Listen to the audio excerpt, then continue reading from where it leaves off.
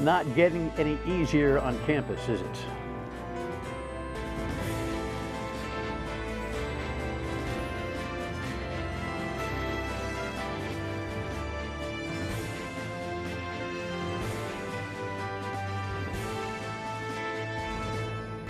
The Dan Yorke State of Mind program is brought to you in part by Lookout Rhode Island and Takeo Comfort Solutions.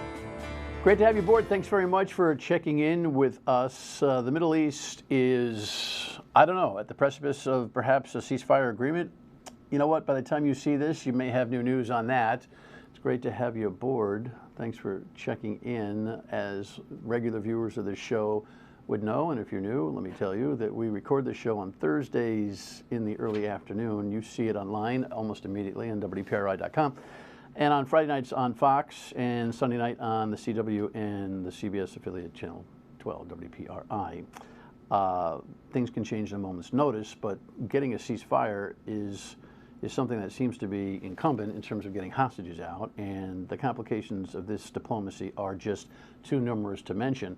And I find that to be the challenge when we're talking about what's happening on the campuses, because there seems to be this simplicity of argument that we're seeing on the campuses in terms of divestment.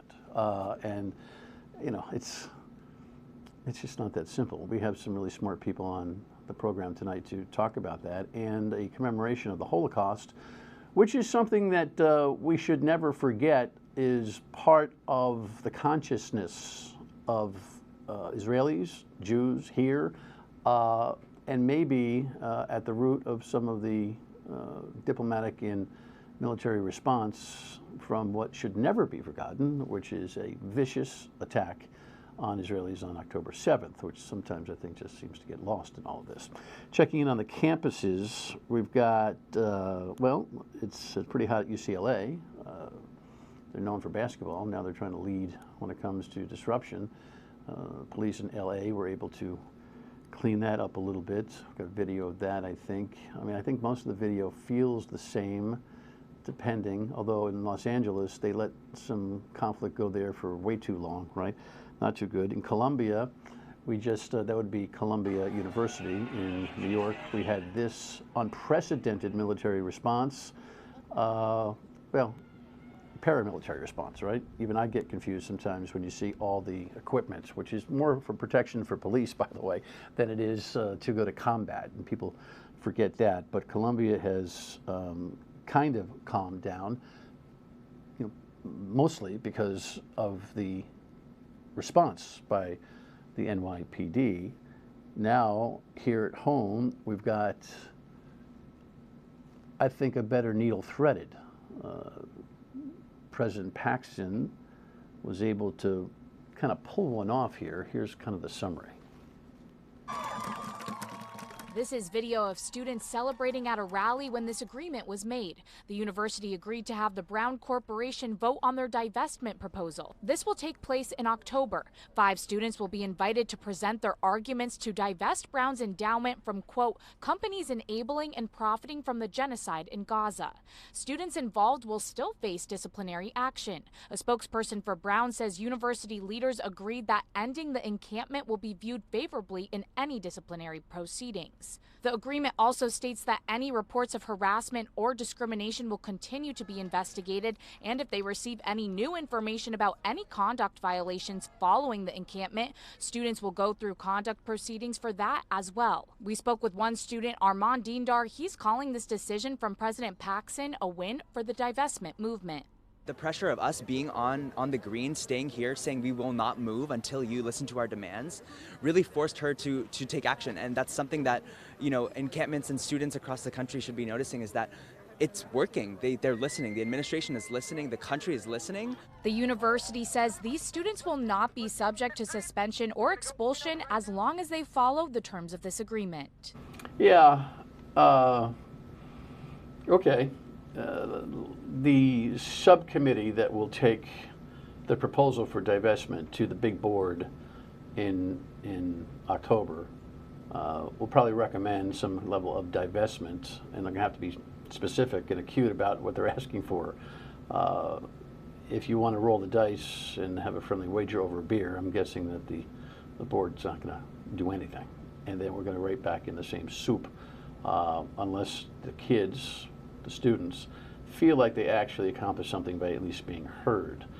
The temperament will be different in the fall, and we will be at the height of the presidential election, so nobody can predict about how this kind of stuff is going to go.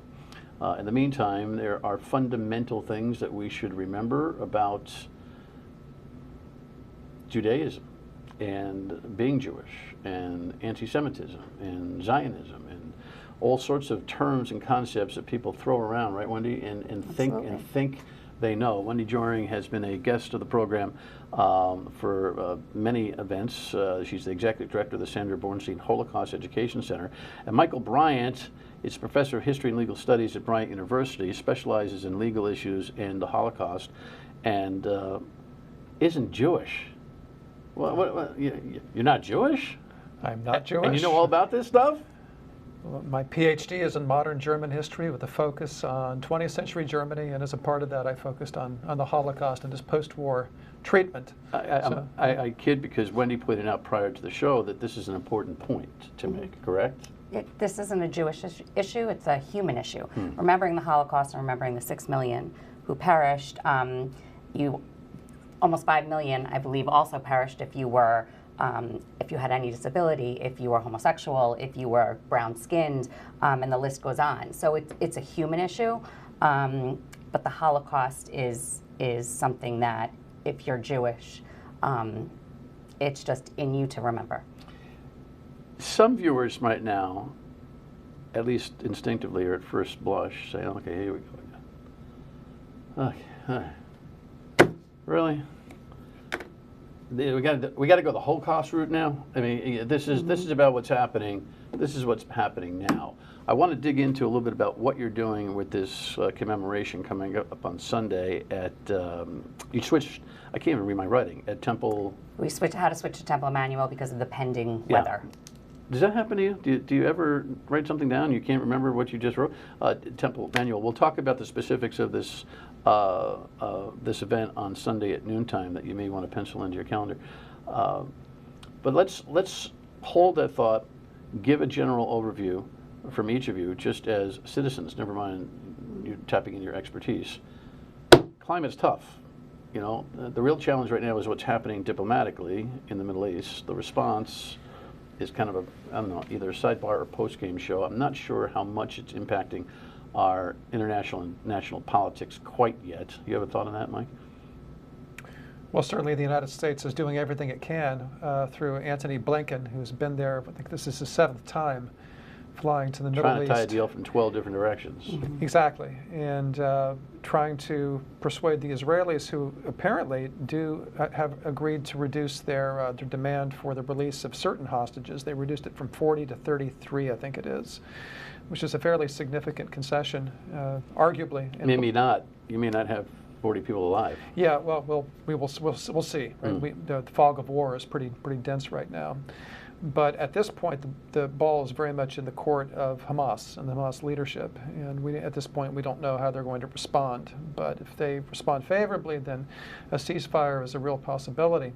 But even if there is a ceasefire, Benjamin Netanyahu has served notice that he wants to go into Rafah. And they're still planning, regardless of whether there's a ceasefire or not, they're planning on confronting Hamas in Rafah. So the war could still, at least to a certain extent, continue despite the existence of a ceasefire if they're able to achieve one. I think that's a sharp perspective of just, you know, from a citizen who happens to be Jewish. What are you thinking about right now?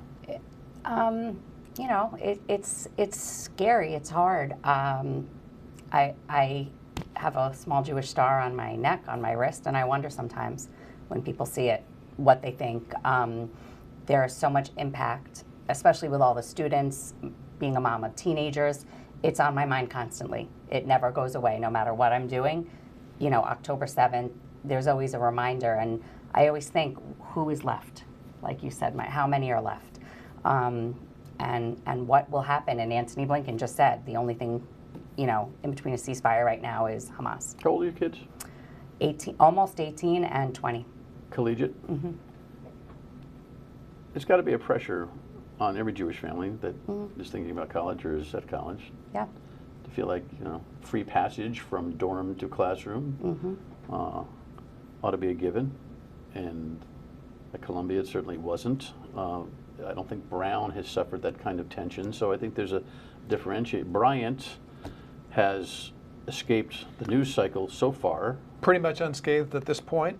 We'll see By the way, what the school's happens in not the named future. for you, is it? Unfortunately, it is not. Purely I wish I could coincidence. claim that, but no. The tone on campus? I mean, fairly peaceful so far as I can tell. I've not seen much in the way of student protests. Certainly, we talk about it in class. The topic does come up during class, and we try to address that. And but it hasn't led to overt demonstrations, at least not at this point. All right. When we come back, we'll take a look at what the Holocaust's impact is on today's conversation, then tell you about this special event coming up at the end of the week. Stay with us.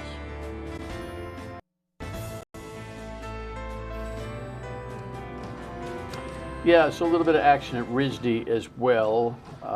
And look, by the way, the idea that there's protest on campuses is not new news for any of us. And, you know, a point of view, even if you think it's a reach to be demanding divestment of endowment funds or whatever the case may be from a financial point of view from students whose perspective is pro-Palestinian, as they would refer to themselves, it's fine.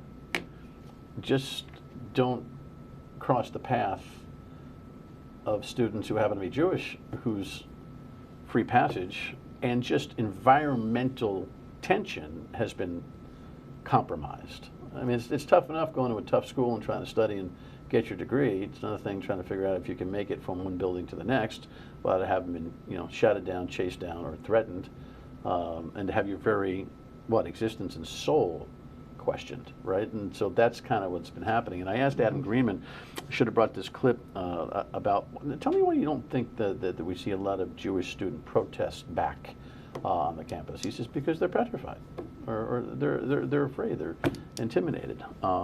Yet, when we talked about the issues of the Middle East specifically, the mentality of the Israeli government, the general consensus in Israel that Netanyahu probably ought to be run up the criminal law system, but while he's in charge, you know, let them prosecute this war, has a lot to do, I'm told, with the history of the Holocaust and perspective. Is that true, Mike?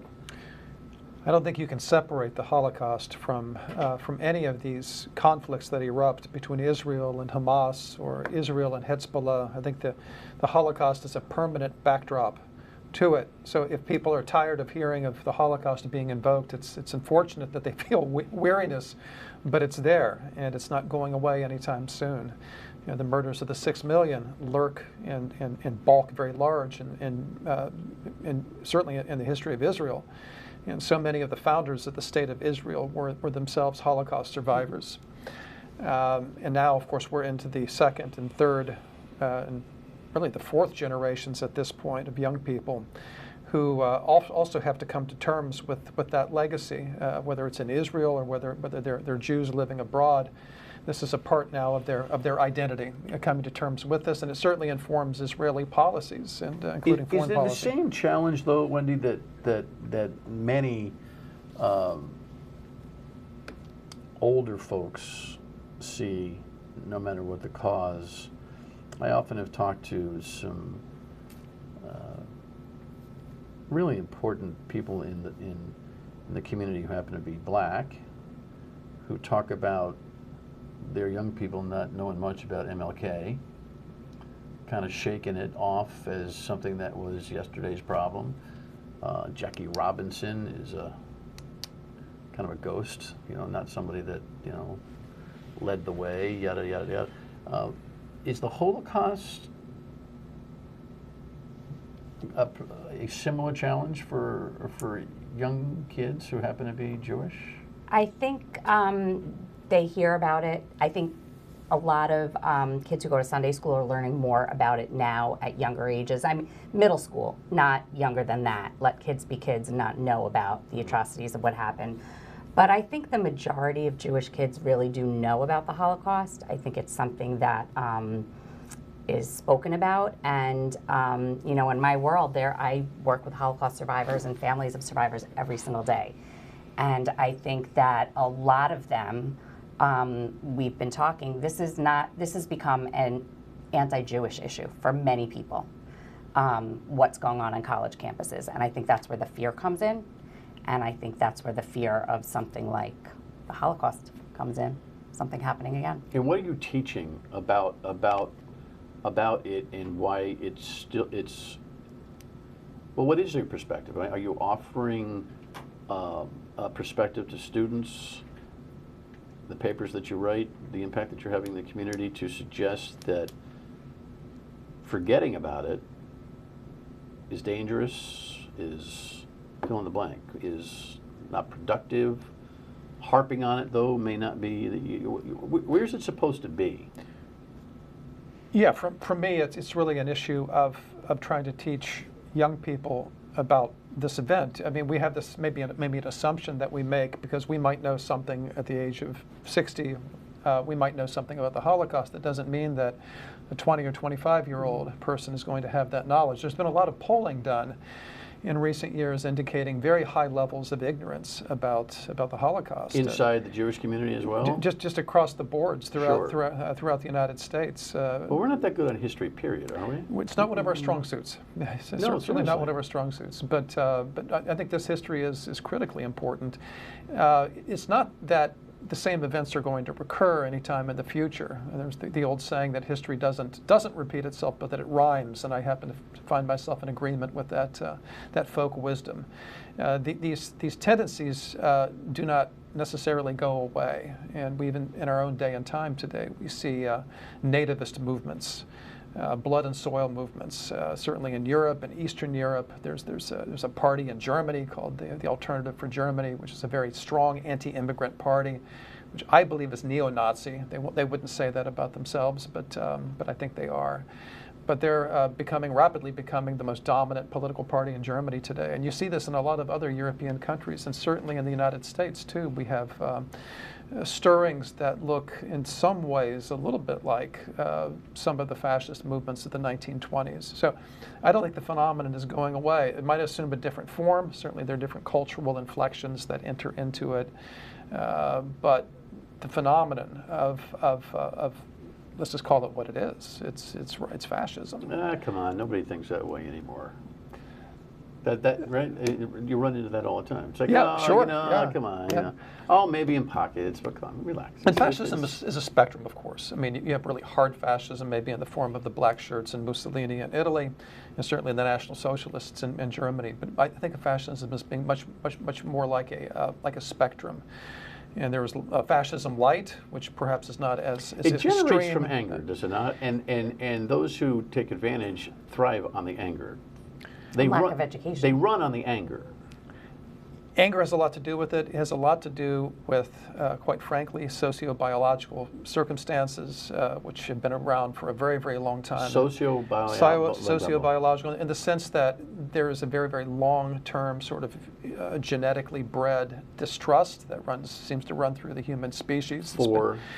For distrusting outsiders, Okay. distrusting individuals who are perceived as not being a part of our in-group. There's been a lot of studies done of this, and it seems pretty clear that this is a part of our inherited Well, I think genetic we could talk all day. predispositions. I think even America's politics right now are experiencing a lot of that kind of thing. I think so. And we don't even have to get into party or candidate and that kind of a thing right here, but I think we're dealing with that.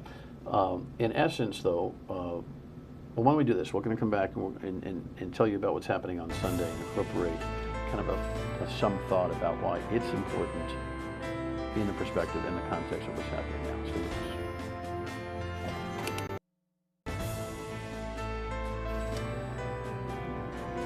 yeah, so Wendy, these are pictures of former events, correct? So this was Holocaust Remembrance Day 2 years ago. Okay.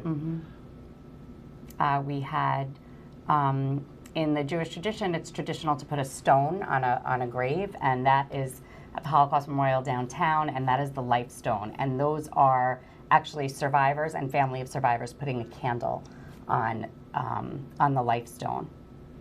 You know, we're all getting old, and we're running out of survivors quickly. Yeah. Right? We've Yeah. talked in the past that, you know, I had the opportunity to work for a couple of Holocaust survivors when I was a teen.